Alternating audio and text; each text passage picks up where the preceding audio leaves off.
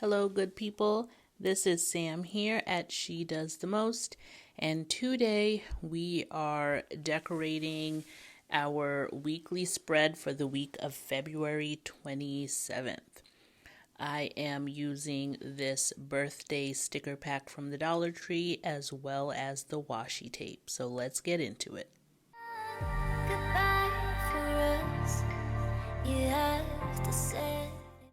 So these washi tapes are from a variety pack that I have shown before on this channel, but I decided to use these two not necessarily based on the color, but based on the glitteriness. So the sticker pack, the birthday one, is very glittery and shimmery, so I thought that these would complement it very well.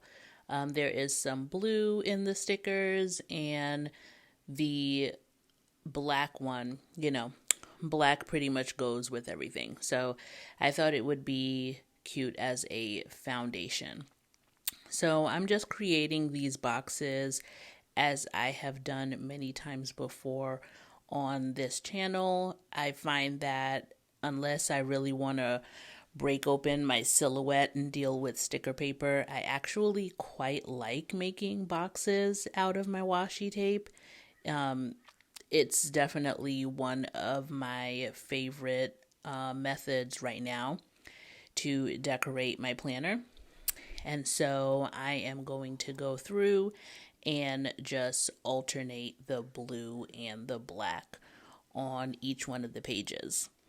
Something that's a little different on this page as opposed to previous ones is that I'm not whiting out the March at the top, or am I whiting out the calendars and that dot grid section? Just because I didn't really have anything that could cover it, and I'm perfectly fine with it being there for this one. So this is my daughter's birthday week, and I know a lot of people get really emotional when their kids get older. She's turning 8, and I've never really had that viewpoint, and I'm not really sure why. Probably because, I like babies. Babies are fine. But I think I like children more than babies. And so the older she gets, I just think the more fun she gets, the more interactive she gets. She's so smart. I really love watching her develop. I love the different stages of motherhood that I'm able to enter in now that she is older. She kind of has her own little plans, her own itinerary, her own needs. She has a friend group, so she'll have the cutest conversations with her friends on FaceTime. And I don't know.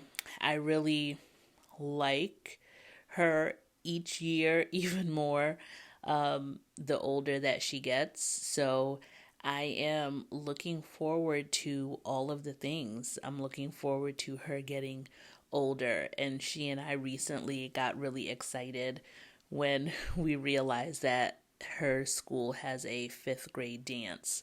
So she's obviously not going until she gets into 5th grade. But we were just really excited for that opportunity. I'm excited to see her in a dress and have her go to a dance and tell me all about it.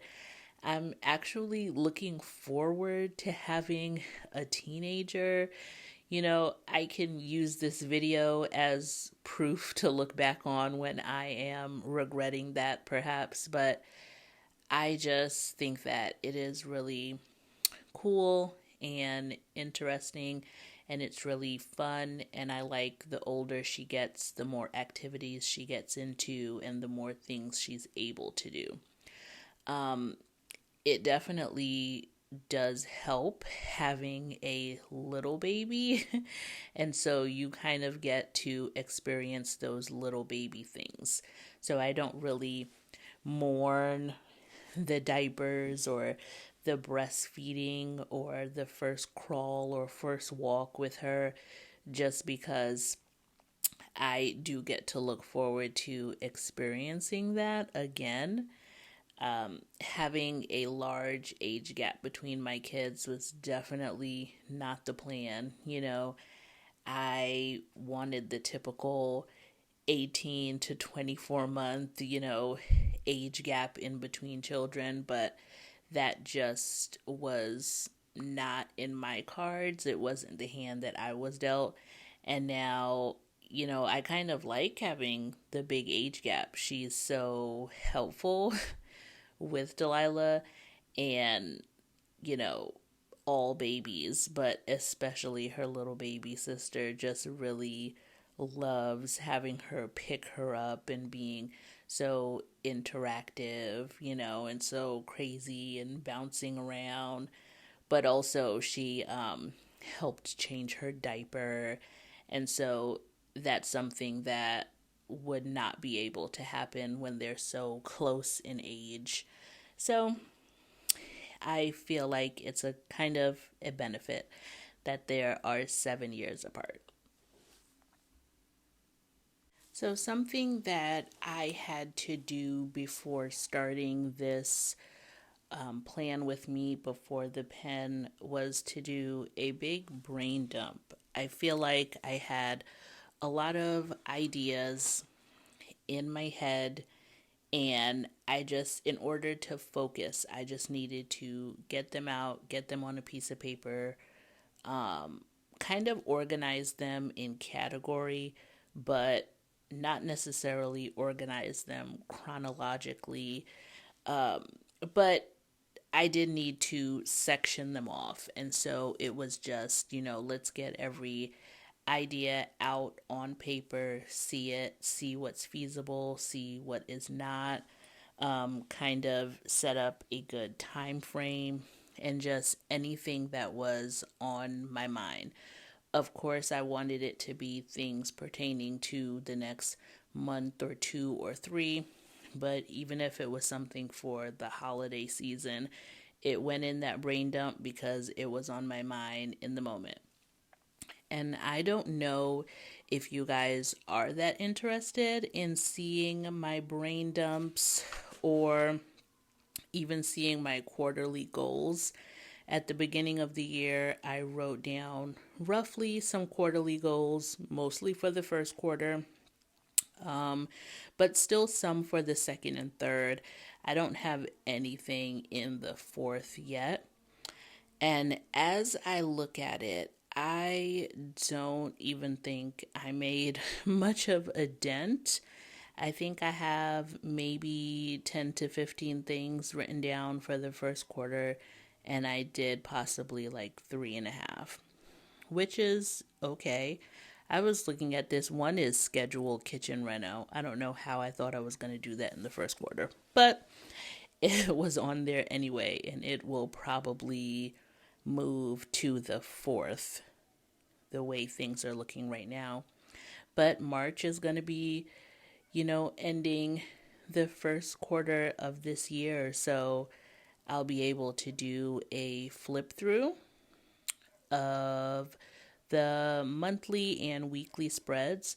But if going through my quarterly goals and some of my brain dumps is interesting or something that you might want to see either in a separate video or maybe in the quarterly video, just leave a comment and let me know, and I can try my best to include that. So I was really struggling with this sticker pack. Anyone who has purchased these double puffy raised stickers from Dollar Tree will know that sometimes they rip apart like a dream. And it's great because the image is duplicated, so essentially you get a double pack of stickers. And sometimes they rip apart not at all, and it is a tragedy.